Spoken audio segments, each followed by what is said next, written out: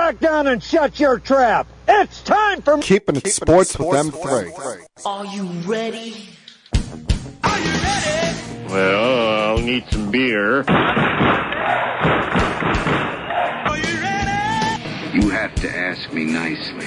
Come on now, don't be bashful. Are you ready?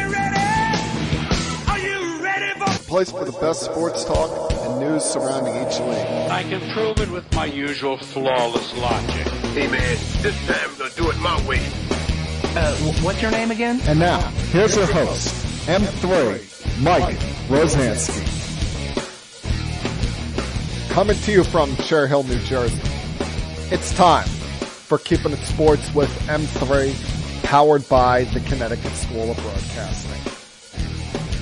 Good afternoon, everyone. Hope everything's going well for you here on this Monday, the 7th day of March. Hope you all had a great weekend.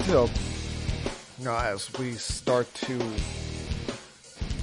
knock on wood, but truly phase out of the craziness that has been this pandemic over the last 2 years. But, on a day and time that should be so celebratory, because this normally each year I come on and talk about how this is one of my favorite times in the calendar, the sports calendar. I talk about how in October and March, those are my two favorite times of the calendar, because in October you have everything converging with the World Series. You're getting into the heart of the football season, and the NBA and the NHL are getting going. Well, in March, you have NFL free agency about to get started in the next week. Today being a deadline for franchise tags. We're in the heart of an NBA season that has been disappointing in this area, but by a large part has been very exciting. An NHL season that looks like it's going to have a great finish. The NCAA tournament about to get going in 10 days. But what's missing? What's missing from all of this excitement, all of this happiness, this joy that should be going on in the sports world? That's right. My favorite sport is still not available for us. That being Major League Baseball. And our nightmare scenario has only just began. A week ago, I was sitting here talking about the ridiculousness of that deadline that the owners had set with the players to get a CBA done in order to start the season on time. And I was saying, just get the deal done. Both try to compromise and make a deal that will make both sides happy, because clearly the players are not budging here, and the owners have to give something back. They've taken advantage of the players a little bit too much in the last two collective bargaining agreements. And when I went to bed about a week ago, just a week ago tonight, I was actually feeling pretty good about things. I was following the guys to follow on social media, such as MLB Network's John Heyman and USA Today's Bob Nightingale, who are giving up-to-the-minute updates on this. Few others, the likes of Buster Olney and Ken Rosenthal as well. But Bob Nightingale seemed to be the one that was mostly on top of it. And if you're following him last Monday, the fact that this was going into the wee hours of the morning, and there was discussions between the Players Association and the MLB owners for north of 15 hours, you're thinking, all right, something is going to get done here. And lo and behold, about 12 hours later, it turned out that that was just a smokescreen, that was just a mirage set up by the owners to try and gain favoritism in the court of public opinion, to try and win the battle of public opinion, so that they didn't have to look like the bad guys when ultimately later in the day Rob Manfred would make the announcement of the first 2 series of the season being canceled, with no intention of those games being made up. And first off, a lot of people I saw, whether it's fans or reporters on social media or well-known people on social media, were whining and complaining that Manfred was outside doing, practice golf swings. No, that more so didn't bother me. What really had me aggravated was his press conference after the players unanimously voted down what the owners were referring to as their best and final offer, which turned out really was not their best. They didn't budge on anything and pretty much stayed status quo on everything they were offering to the players. He's standing up there laughing, acting like this is one big old comedy show. For all of us out there that are annoyed and mad, we want to blame this on Manfred, but you got to remember, he works for the owners. The 30 owners in this sport, they're his bosses. So he's just the front man. He takes the slings and arrows. He takes the hits for them. But when he's out there yucking it up with the media, laughing like it's one big good old time, not a great look. And this is coming off of a guy that poorly handled the Houston Astros investigation and lack of punishments 2 years ago with the sign stealing scandal. Pissed off the players, not just with the fact that he didn't really punish anyone on the Houston Astros itself outside of A.J. Hinch and Jeffrey Lunau, and then referred to, when asked if considering the stripping of them of the World Series was in question, just referred to it as a piece of metal. I mean, that this is a horrible time, horrible situation for the sport, because opening day has always been viewed as kind of an unofficial holiday in the baseball landscape. That and the Super Bowl, always viewed by sports fans as an unofficial holiday. And now we have no idea when that's coming, because these two sides, what's funny, they'll agree when it comes to things on the field.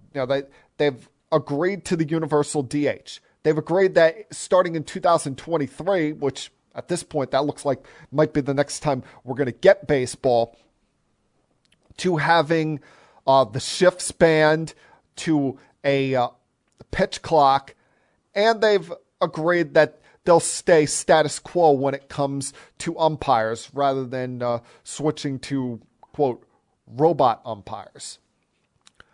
But there's two things that they keep fighting on. The players have seemingly given in on the Super 2 status and,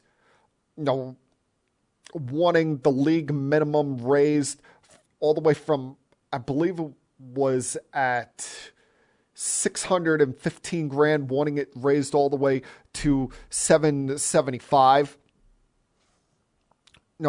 Which to me shouldn't seem like such a big deal when you consider the net worth of some of these owners out there. But the owners have not really given the players anything back. No, they've done nothing when it comes to adjusting, arbitration statuses or helping to fix, teams intentionally tanking for draft pick compensation. And they haven't budged one bit, which is the biggest thing that is holding things up on the competitive balance tax, which they continue to have it sit at $220 million and not having it incrementally raise over the next 3 years.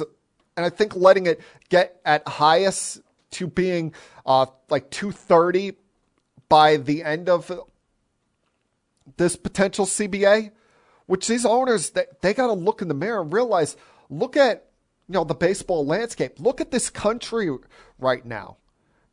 Prices on everything are just going up, not going down. Now, you look at it, Max Scherzer just got a contract where he's getting paid $43 million a year. Garrett Cole is getting paid $39 million, somewhere between $36 and $39 million a year. You think that's just going to be the last of those kind of deals? No. There's going to be more stud type pitchers that come along. Hell, look at some of the contracts that have been given out recently, the likes of Fernando Tatis Jr., Bryce Harper, Mike Trout's contract extension a couple of years ago. Imagine what Juan Soto is going to be able to ask for. Or, the next time Ronald Acuna Jr. is up for a contract, what he's going to be looking for. The price on these star contracts is not going down anytime soon. And you know what the big problem is? People from the outside will look and say, oh, it's players versus owners. The way I look at this is more so owners versus owners. When you take into account that there are the big market clubs like the Yankees, the Mets, the Red Sox, Dodgers, Cubs. You want to throw the Phillies in the mix there. They've been spending the last couple of years. Where it's truly the big baseball hotbeds, and that sport is competing for the number one spot all the time.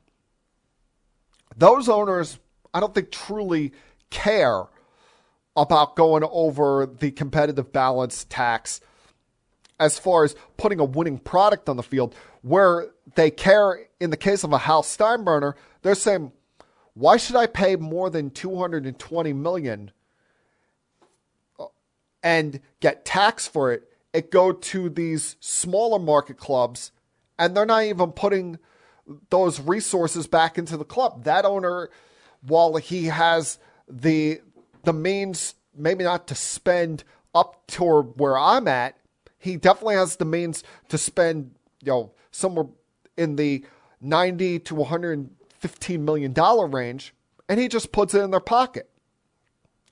And that's the problem. You have too many of these small market clubs, these small market ownerships that are shouting down any chance of a CBT going up north of $230 million. They saw what Steve Cohen did before the lockout, and that they want to gain control over these big market clubs. There's more of them than there is of the big market teams. They want to make sure that there's not another George Steinbrenner, or at least if there is, that owner is going to be heavily taxed. So that's what the problem we're dealing with right now is. You have owners versus owners. And my problem with these small market owners is, take the Pirates, for example. They have a payroll of, $27, $28 million. And then they, places like that have the gall to try to cry poverty, saying, "Oh, I can't afford to keep my players." They all just try to hope that they have the situation that the Royals had years back, where they continue to treat it as a tax write-off, and then eventually there's that year where they get lucky. A bunch of young kids come up at the same time, and then they can have a 5 to 6 year window before, they just let them go or trade them and make it a tax write-off again until, they get lucky once again. Quite frankly, listen, you want to argue that the players are at some fault here. I get it. A lot of that is coming from people who are just jealous of the fact that these guys are getting paid to play a kid's sport, and it's something that every Joe Schmo out there thinks that they could do when they really can't. I get that, but to me, this is more about owners versus owners. The small market owners wanting to keep the big market owners in control, and then having the gall to complain poverty when they can't afford their star player anymore. They want to treat this CBT as a quasi-salary cap, which, fine, you want to go there, you want to put this at $240 million, fine, be my guest. But at the same time, there should be something that taxes or penalizes these small market clubs. Either spend money on your team or get the hell out, because you do more harm for baseball, in my opinion, than these big market clubs ever do. And until something like that is resolved, we're going to just keep sitting here waiting for this great sport to get back on the field.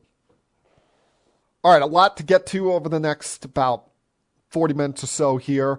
Give you some thoughts on Ja Morant's incredible run, the slides of the Nets and Warriors, mixing some football as well as some things going on in college sports. So glad you could join me this week. Please sit back, relax, help put your feet up if you feel like doing so, and continue keeping it sports with M3. I'll be back.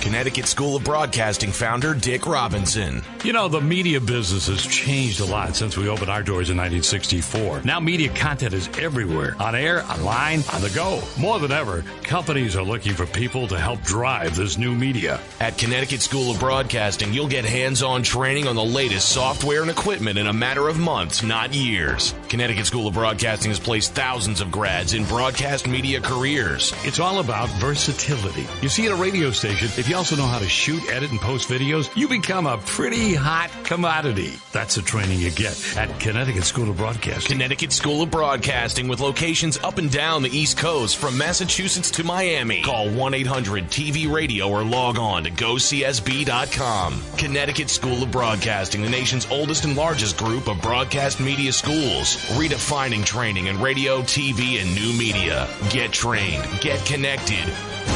1-800-TV-RADIO.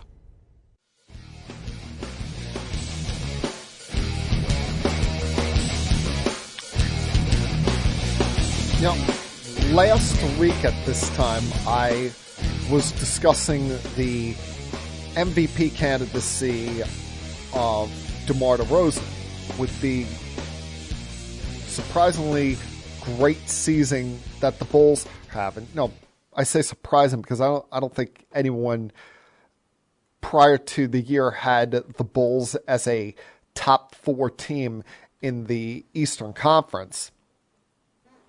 Well, I think the same needs to be said out west when it comes to the Memphis Grizzlies. Now, I had them as being a playoff team again this year, but did not think that they were ready to ascend into one of those top spots, one of those top tier spots as far as,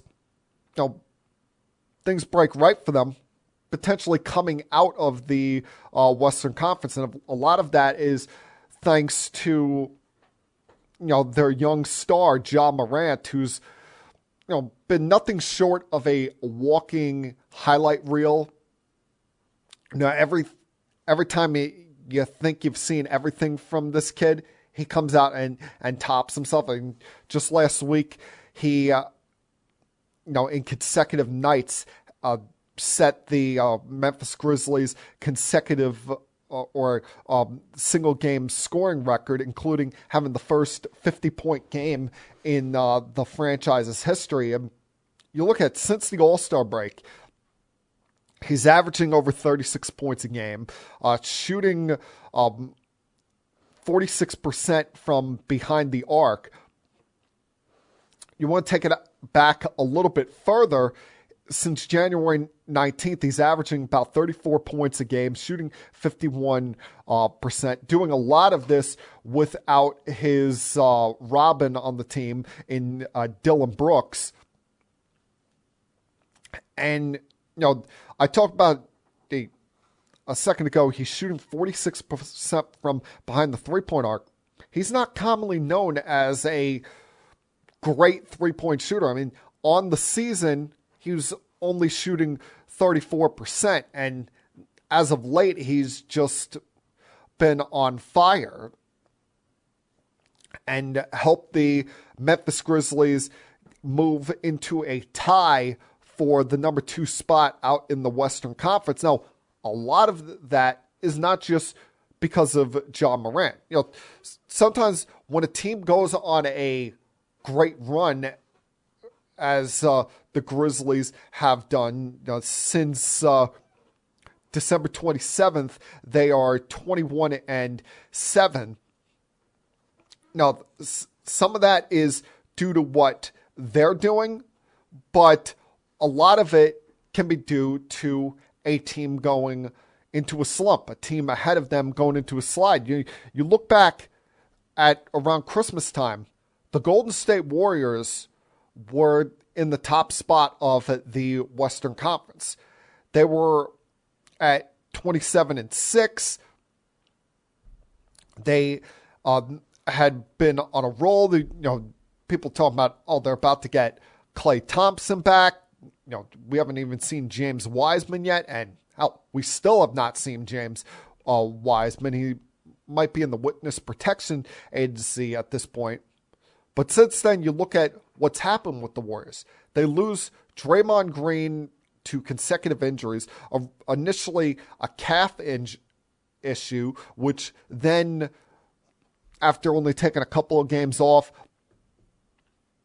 he comes back, and it resulted in him dealing with some disc issues in his lower back.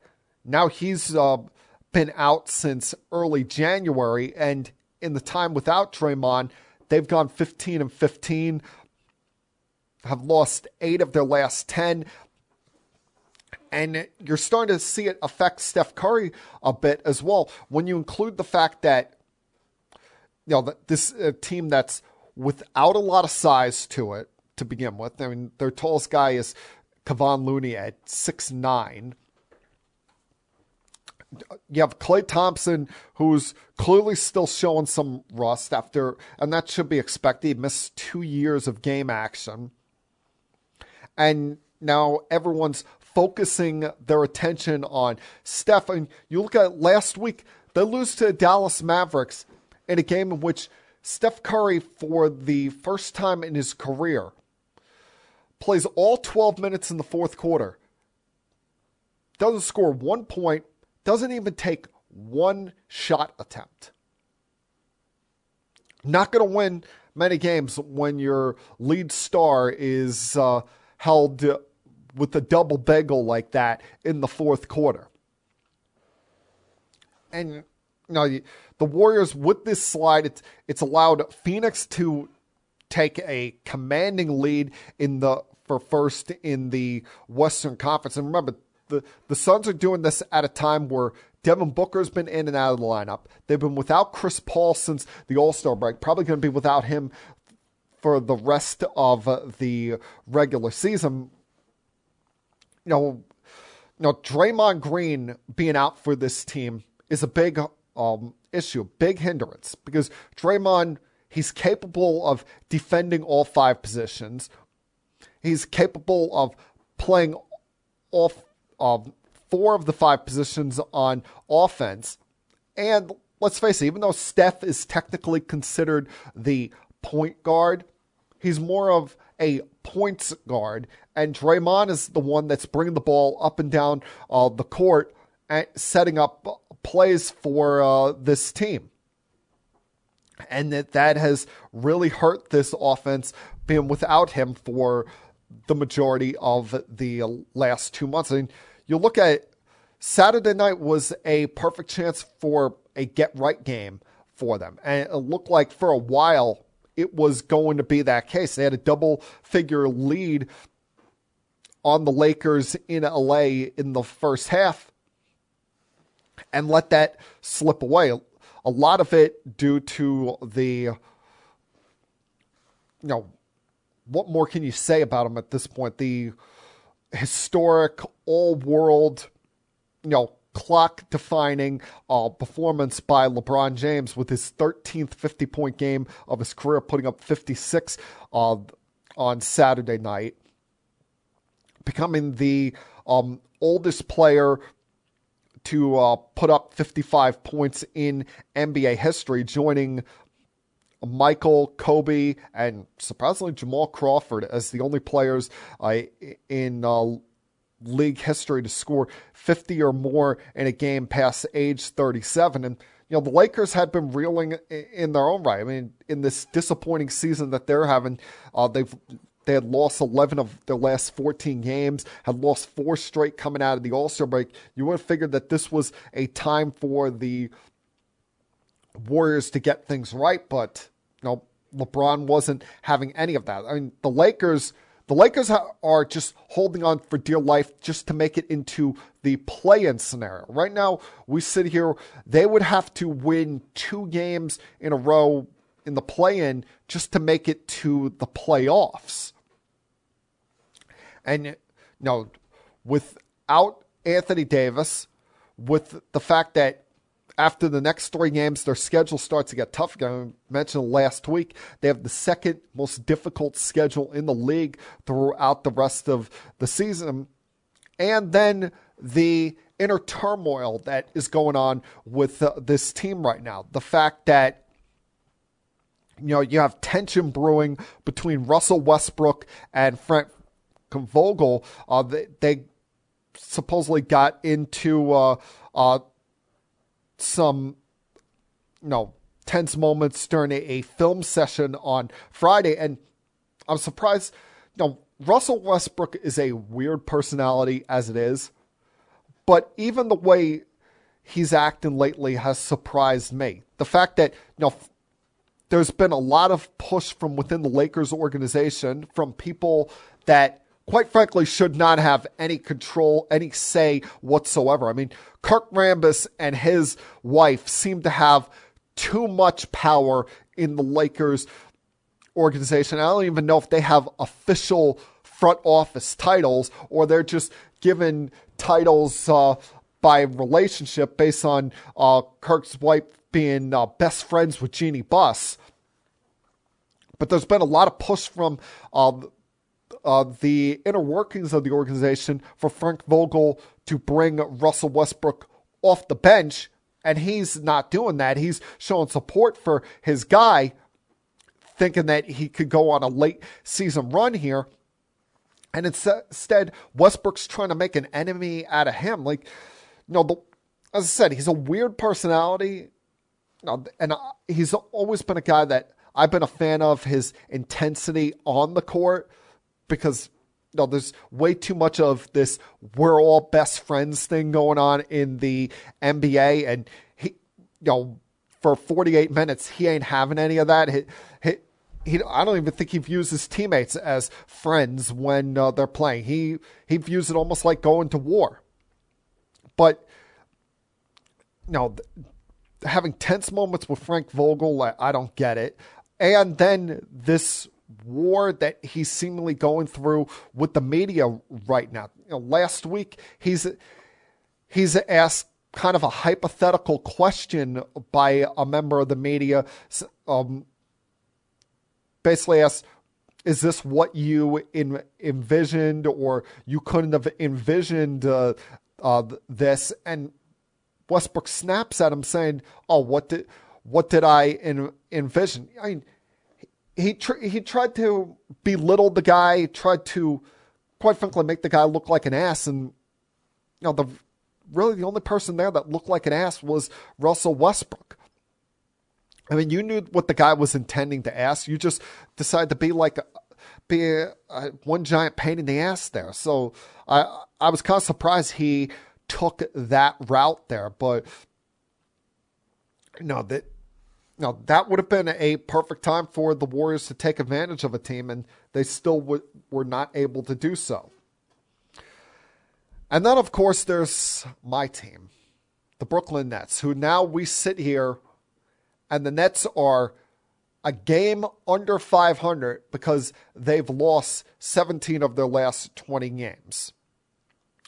A lot of that due to being without what I consider the best player in basketball, Kevin Durant, but he's been back the last two games, put up over 30 in each of the last two games, including yesterday's 37-point performance, and they still have not picked up a victory since he's returned. Kyrie Irving got the treatment that you would expect him to get returning up to Boston, and Ben Simmons still is nowhere to be found. They claim he'll be in the city of brotherly love this Thursday when the Nets go to Wells Fargo to play the Sixers.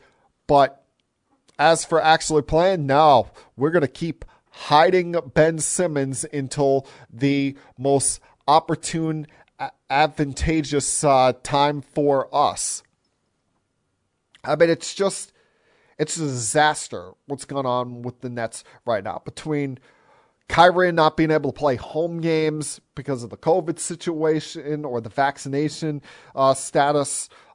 James Harden, let's face it, he quit on the Nets about 6-7 weeks ago, and that's where this slide really began. Then they get Simmons, and he can't even play for them right now. And the Nets lead the league. To show you how little cohesiveness there is with this team, you realize they lead the league in most starting lineups or different starting lineups so far this season.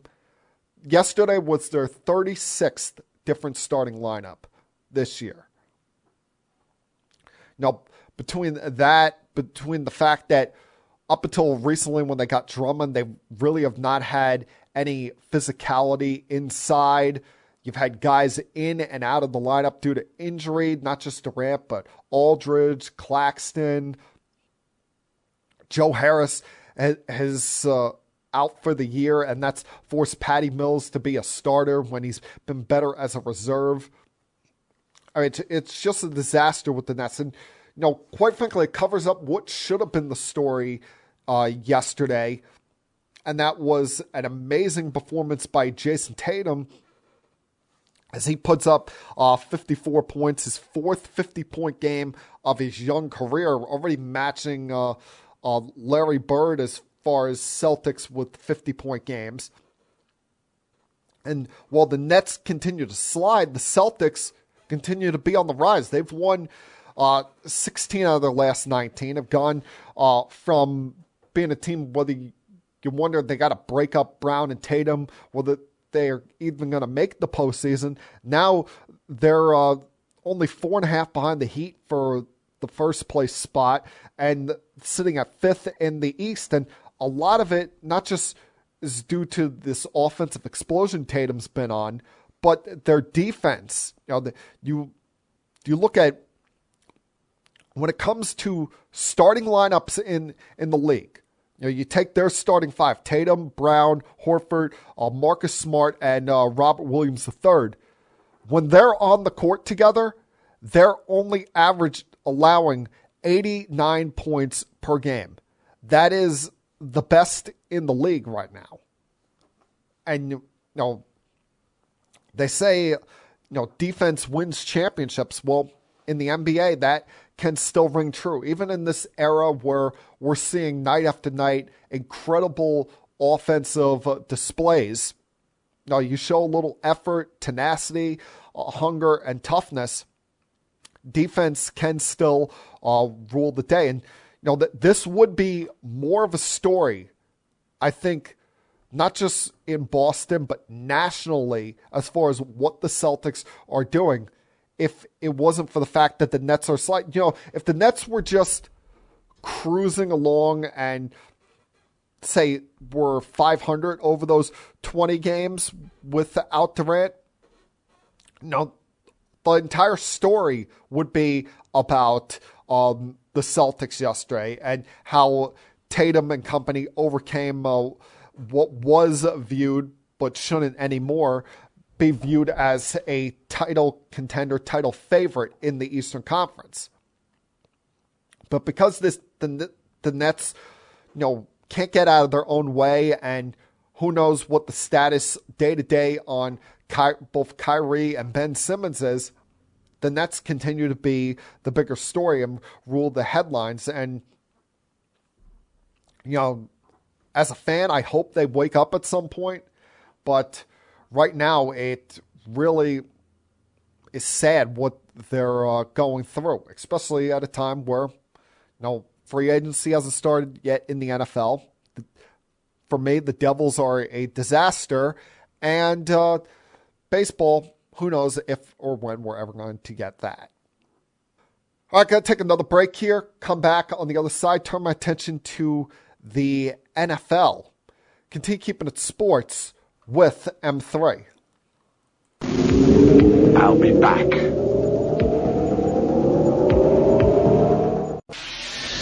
Connecticut School of Broadcasting founder Dick Robinson. The media business has changed a lot since we opened our doors in 1964. Now media content is everywhere. On air, online, on the go. More than ever, companies are looking for people to help drive this new media. At Connecticut School of Broadcasting, you'll get hands-on training on the latest software and equipment in a matter of months, not years. Connecticut School of Broadcasting has placed thousands of grads in broadcast media careers. It's all about versatility. You see, at a radio station, if you also know how to shoot, edit, and post videos, you become a pretty hot commodity. That's the training you get at Connecticut School of Broadcasting. Connecticut School of Broadcasting with locations up and down the East Coast from Massachusetts to Miami. Call 1-800-TV-RADIO or log on to GoCSB.com. Connecticut School of Broadcasting, the nation's oldest and largest group of broadcast media schools. Redefining training in radio, TV, and new media. Get trained. Get connected. 1-800-TV-RADIO.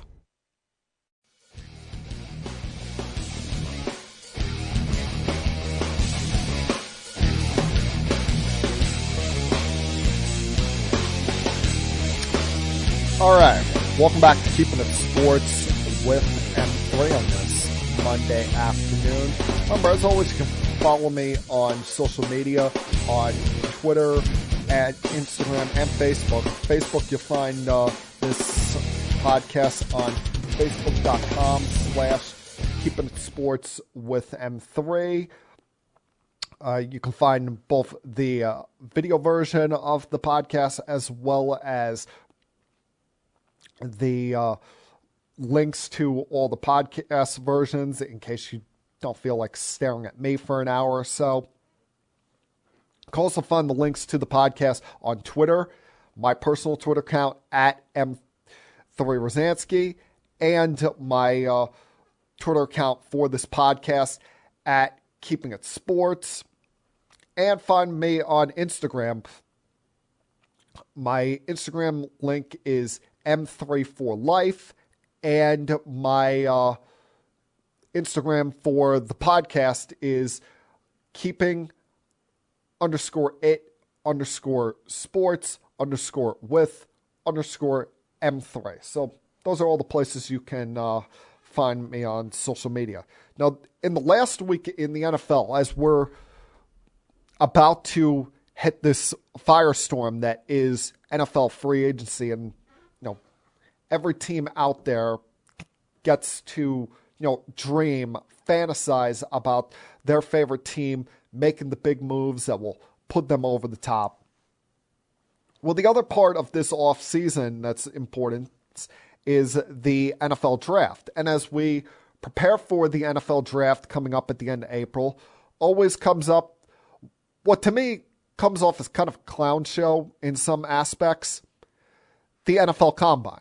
Because there is the good when it comes to the NFL Combine. You see the players run their 40 times. Some of these wide receivers, like, damn. You watch these videos and you're like, are you sure that they did not hit the fast forward button on guys like Chris Olave when they're running their 40s, and you're seeing 4 guys do it under 4.3 seconds? Or even, big defensive linemen able to do that in like 4.7 seconds. I mean, the guys from Georgia, running their 40s were incredible. You saw the offensive lineman, Evan Neal, I believe his name is, from Alabama.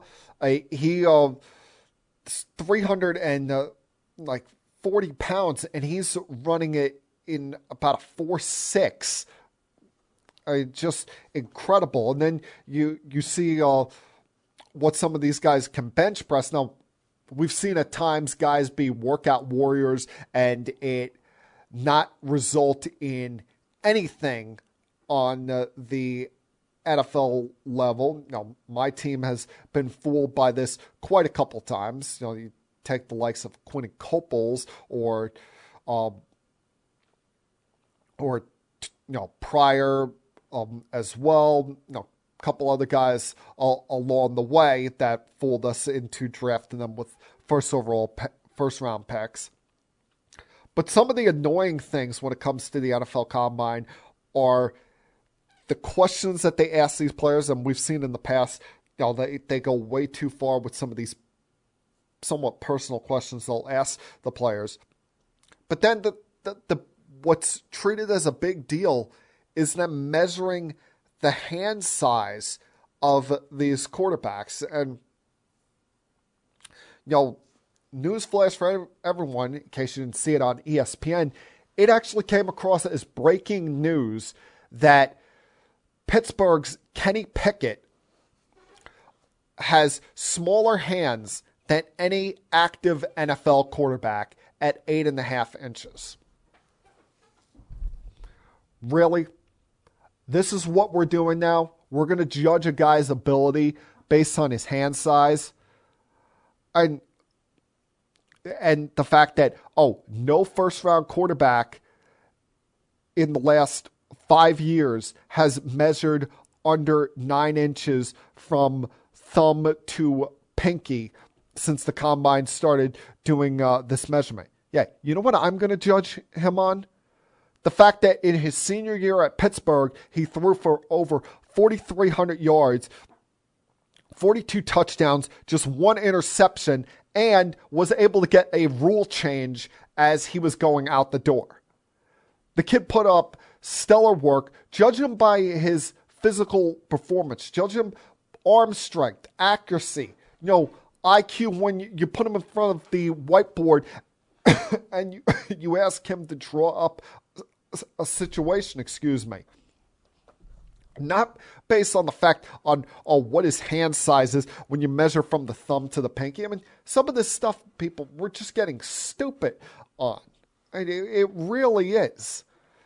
I can't wait till we get to NFL free agency so we can really talk about what's going on around the sport. Like what should have been the bigger news, rather than Kenny Pickett's hand size, is the turnover that's going on in Dallas and how they're likely going to need to cut a few of their star players in order to make room on the salary cap, because they've got guys like Randy Gregory, Dalton Schultz, Van Der Esch, and Dron Kurse coming up for free agency.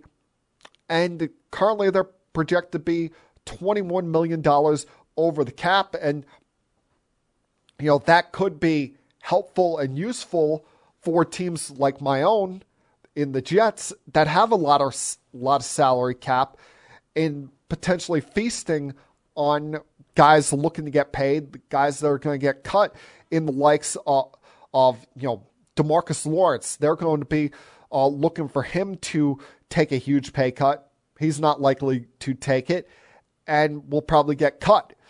Also, that this one is more so surprising than if D-Law gets cut, is they're likely to release Amari Cooper before the new league year on March 20th, when he's due $20 million guaranteed. And if they cut him before then, it would only count as $6 million against their salary cap.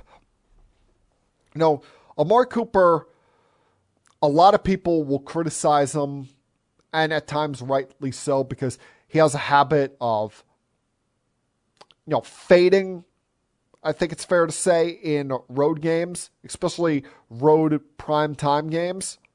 But there's no doubt that he has been a very important piece in the development of Dak Prescott. They traded for Cooper 7 games into the 2018 season. And look at this. Since they acquired Amari Cooper, Dak Prescott, it's almost night and day with Cooper as to when he's without Cooper, whether it be due to injury or last season when he missed 2 games due to COVID. Without Amari Cooper, the Cowboys are 3-6. The team only scores 20 points a game. Dak has a 63% completion percentage, throws for only about 223 yards, and a passer rating of 86. With Amari Cooper, the Cowboys were 12 games over 500 at 28-16, scored 29 points a game. Dak's completion percentage was at about 68%, threw for almost 300 yards a game, and had a passer rating of just under 103. He's been a very vital, important part of that offense. And listen, you got CeeDee Lamb, who's a young emerging star there. But you look at their receiver core as far as free agents are concerned. Cedric Wilson's about to be a free agent. Michael Gallup's about to be a free agent, but he tore his ACL late last year. And by the sound of things, they're going to cut Amari Cooper just so that they can spend less and keep Michael Gallup, who, while he's a good deep threat, is not on Amari Cooper's level as a receiver. Now, to me, it does not make a lot of sense from a talent standpoint. I get it from a financial standpoint, although I do think it's still a mistake here. They should have, spent their money wiser. To me, I look at it when it comes to the Dallas Cowboys, the guy that they should be cutting ties with is Ezekiel Elliott, because we've seen Elliott's performance go down each of the last 2 years. And especially when you have a guy in Tony Pollard who is performing better than Zeke and getting less touches than Zeke per game, who Cowboy fans are calling into every TV and radio station begging for Tony Pollard to get more touches per game. That's the guy you should be cutting loose. But they're, Jerry and Stephen Jones are just too in love with a guy that they used a 4th overall draft pick on, who, let's face it, since he got that contract, has not lived up to the money. So, I think the Cowboys are making a mistake here. I would keep Cooper around and cut Elliott.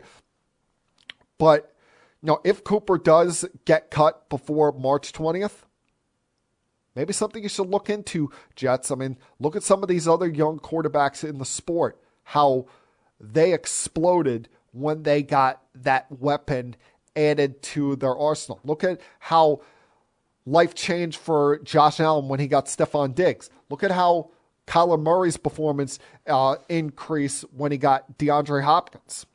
Now, you got to put weapons around your young quarterback if you want them to develop. Now, Charles Barkley was very much right with the comments that he made about Aaron Rodgers last week. Now, each and every single day, it seems like it's something new with Aaron Rodgers. And he said one on the Waddle and Sylvie show on ESPN 1000. I say this about Aaron Rodgers. I think he's the pretty girl that you got to tell her she's pretty every day. I'm starting to think that. I'm starting to think he's like that girl. Oh, I don't look good today. No, where seemingly Rodgers has got to put himself in the headlines each and every single moment of every day. You know, especially with some of the things he says on the Pat McAfee show. But you know what? At least Aaron Rodgers has earned the right to this attention. At least he's earned the right to this curiosity about his future. Can someone please tell me what Kyler Murray has done to earn that kind of attention? And you know, how it's a soap opera with him each and every single day? The latest being a week ago, as soon as I got done recording this podcast, his agent, Eric Burkhart, came out with this written statement to Arizona Cardinal fans and the great community of the Valley. Which, first off, if you look at it, I'm not even sure what font they're putting this in. Secondly, why is the entire statement in capital letters? It's like you're shouting it out at us. That didn't make sense. And then, it's almost like a list of combination of promises and demands coming from Kyler Murray, where he's telling them how desperately he wants to be the Cardinals quarterback long term and win them a Super Bowl. And at the same time, his agent, who also happens to be the agent of Cardinals head coach Cliff Kingsbury, saying that for the best for the franchise's long-term stability, that they should give him a contract extension, and that he and his client sent a detailed contract proposal to the Cardinals, saying that it's in line with the current quarterback market, but lowers his 2022 to 2023 salary cap number to allow them to re-sign, quote, other deserving teammates and add additional free agents.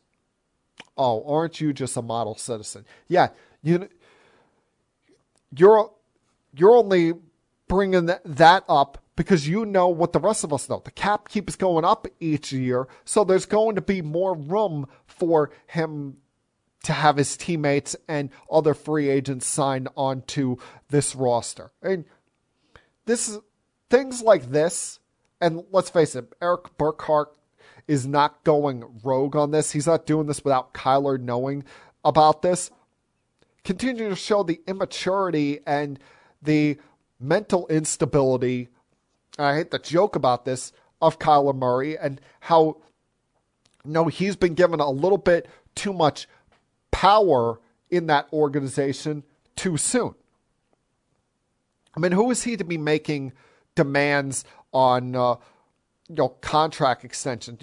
It's one thing if, say, with Lamar Jackson and how his contract is coming up with the Ravens, and how the general manager, Eric DeCosta, desperately wants to get something done with Lamar, but is kind of in a wait-and-see mode, waiting for Lamar to come to him, considering last offseason, Lamar and his people were kind of holding off on a contract, and now after missing the final 6 games of last year, you're wondering, when's he going to finally step forward and look for his new deal? It'd be one thing if Lamar Jackson was doing this, because he's been to the postseason. He's won playoff games. He's been a league MVP. And he's had that organization seamlessly transition from Joe Flacco to him.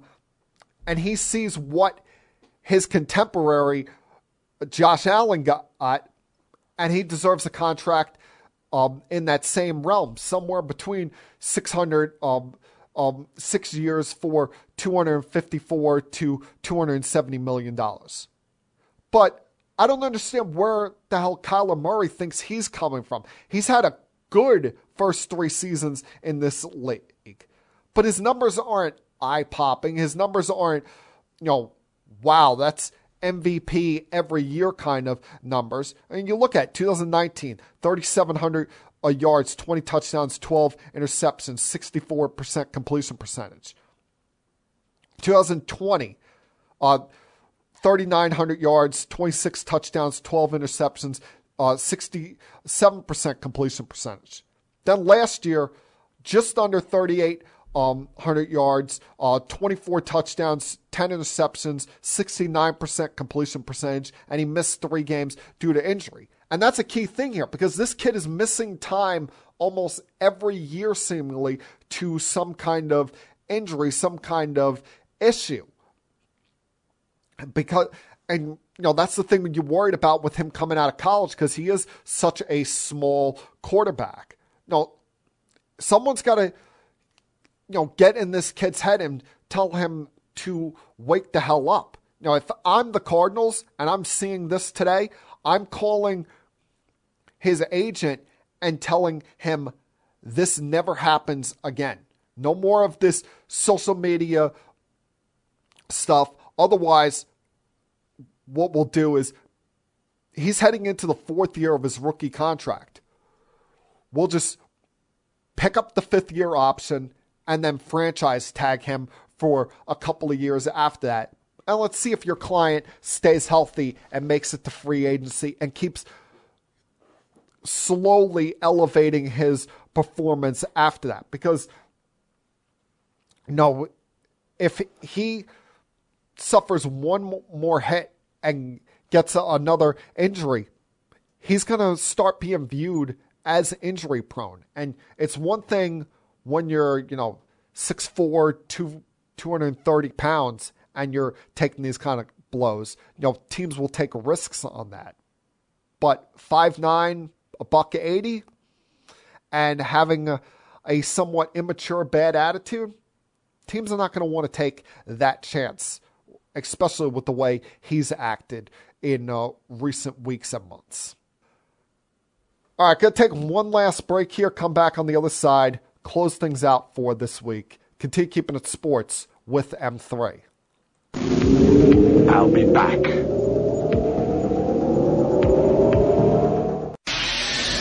Connecticut School of Broadcasting founder Dick Robinson. The media business has changed a lot since we opened our doors in 1964. Now media content is everywhere. On air, online, on the go. More than ever, companies are looking for people to help drive this new media. At Connecticut School of Broadcasting, you'll get hands-on training on the latest software and equipment in a matter of months, not years. Connecticut School of Broadcasting has placed thousands of grads in broadcast media careers. It's all about versatility. You see, at a radio station, if you also know how to shoot, edit, and post videos, you become a pretty hot commodity. That's the training you get at Connecticut School of Broadcasting. Connecticut School of Broadcasting, with locations up and down the East Coast from Massachusetts to Miami. Call 1-800-TV-RADIO or log on to GoCSB.com. Connecticut School of Broadcasting, the nation's oldest and largest group of broadcast media schools, redefining training in radio, TV, and new media. Get trained. Get connected. 1-800-TV-RADIO.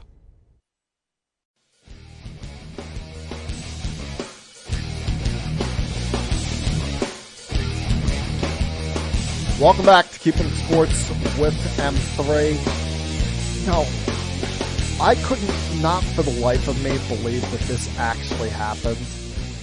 But I know it's a smaller school. It's an HBCU, and they don't get enough or a lot of national attention, although Deion Sanders and his work at Jackson State are doing a lot to change the perception of HBCUs, especially in college football.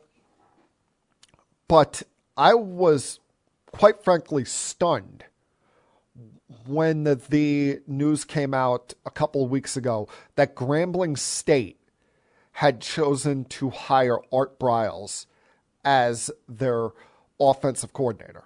Art Briles, if you remember, is the former head coach of Baylor. And while he was at Baylor, he had a lot of success. They won 65-37, won 2 Big 12 championships, made appearances in New Year's Six and BCS Bowls, had a lot of success at Baylor, even with not having great quarterbacks, guys that would go on to be stars in the NFL, having good enough college quarterbacks, and kind of changed the way some schools look at offense in college football. But then came the bad side. Came after what was a very solid, successful 8-year run for him, we would start to learn of the ugliness going on in that program when in May of 2016 he was initially suspended and then fired due to an independent investigation into Baylor's handling of sexual assault allegations there, tied toward 2 players in particular, Tavon Elliott and Sam Ukawachu. Elliott, who was arrested on multiple charges of illegal sexual contact with a woman in 2012, and then later 4 more women came forward with accusations against him. And then Ukawachu, who was originally a transfer from, I believe, Boise State, he was indicted for sexually assaulting a Baylor team soccer player in June 2015. And all of this was seemingly swept under the rug by the football program that he was at the head of at the time, and was only brought to the light of day when reviewed by an independent party, that being Pepper Hamilton LLP, found that his Briles and his staff failed to properly handle Title IX issues on this team, directly tied to the sexual assault issues.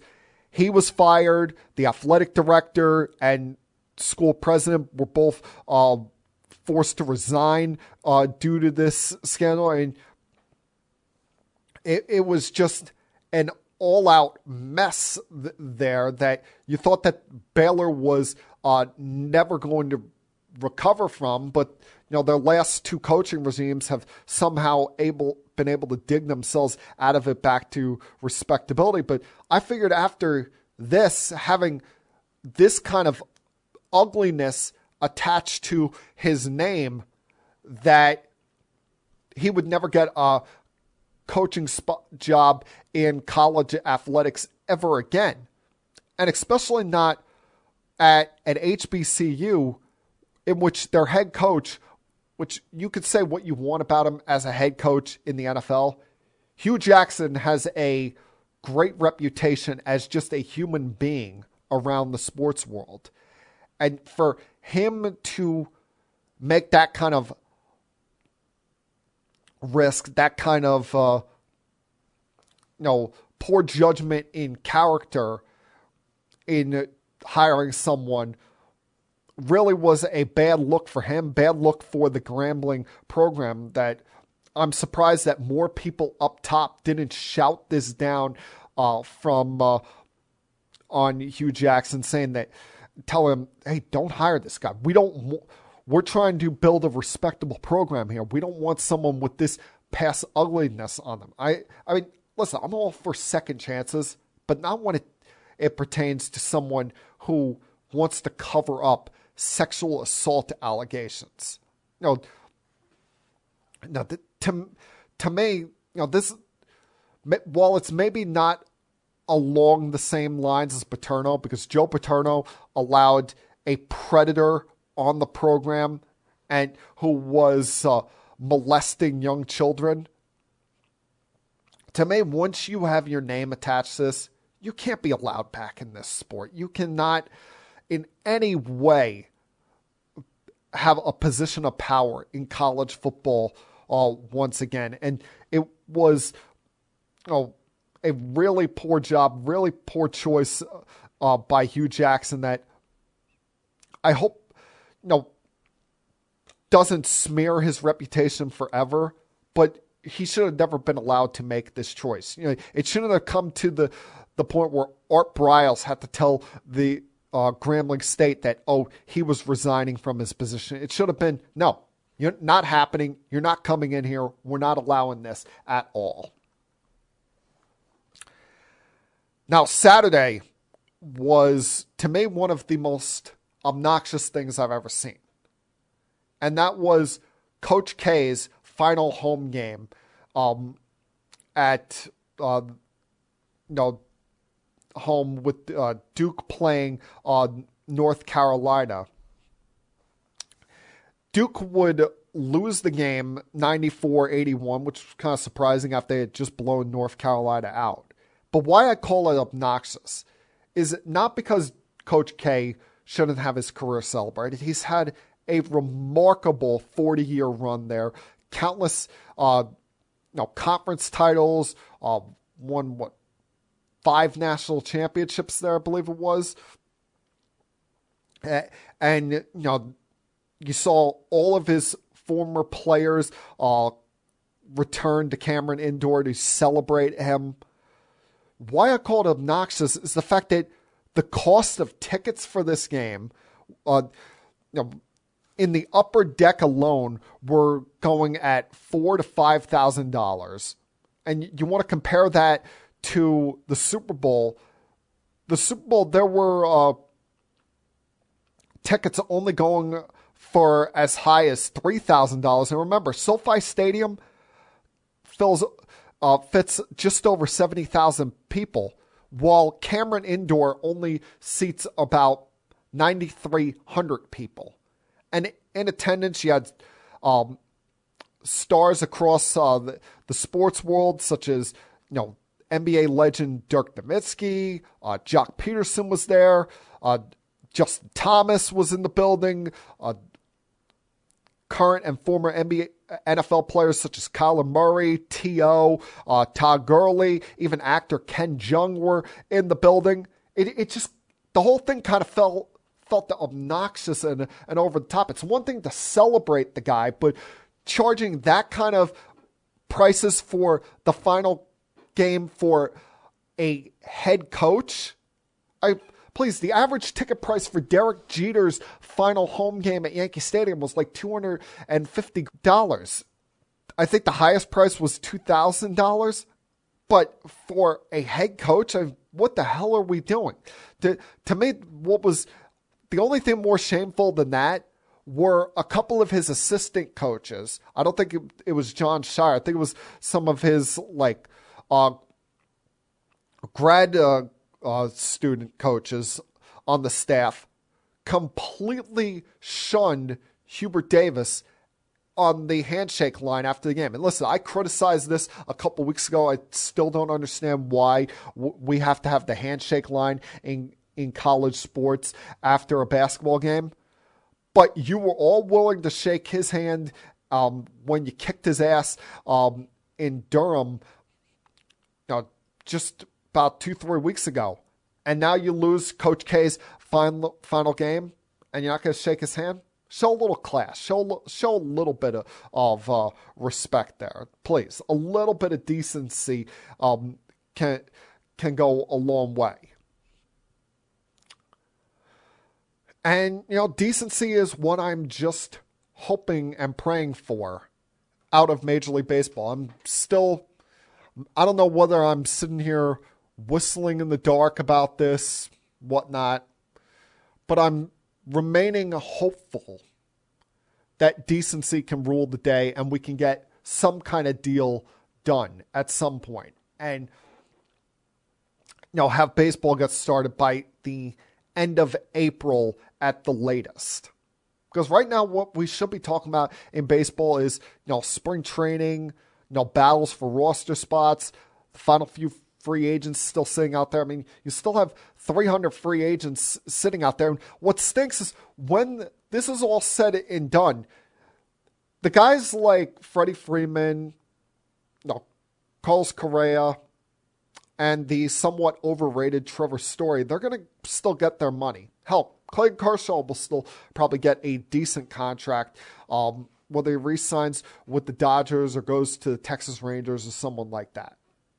It's going to be those bottom tier guys that are going to be inched out of the game because these teams realize that we'll go with a cheaper, younger option, and instead of that valuable veteran piece come off our bench that could put us over the top.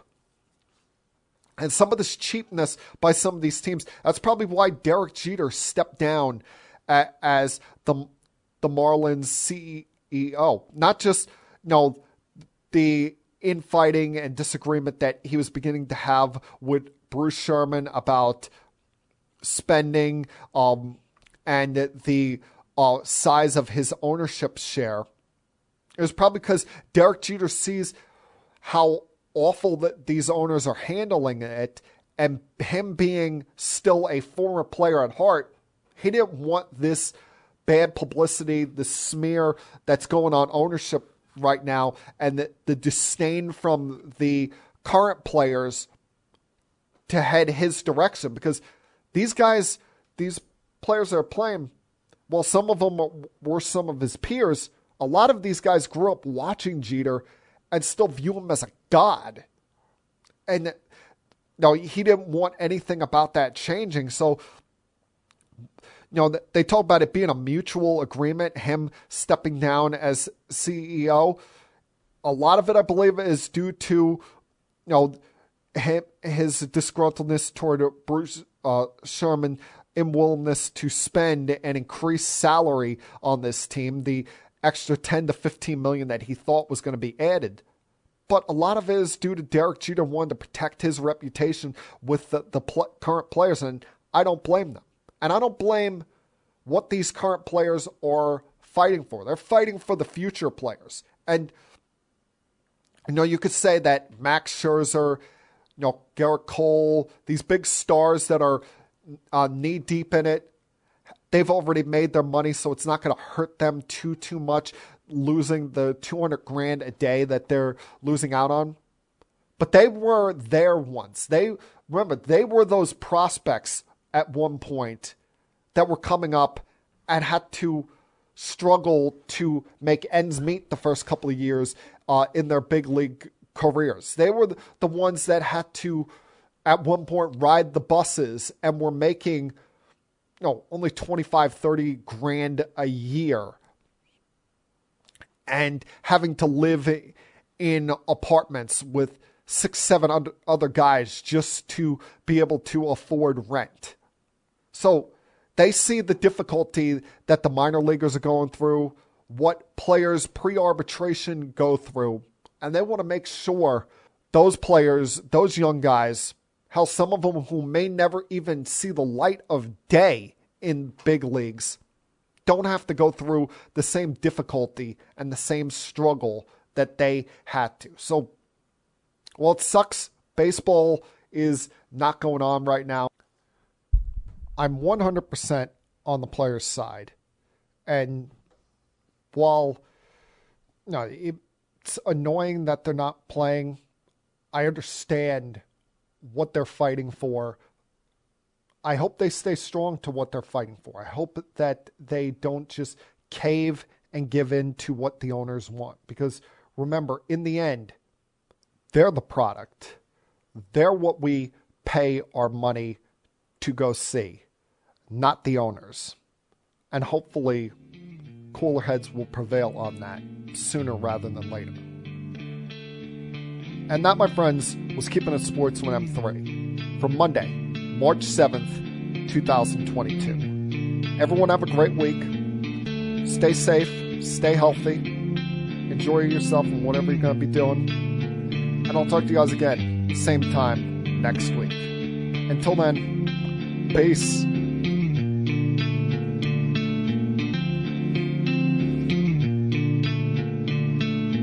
We have to go. Good night, everybody.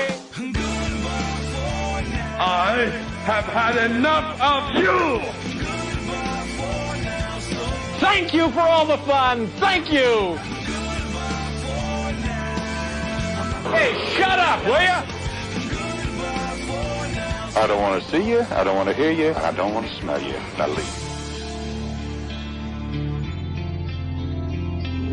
I'll be back.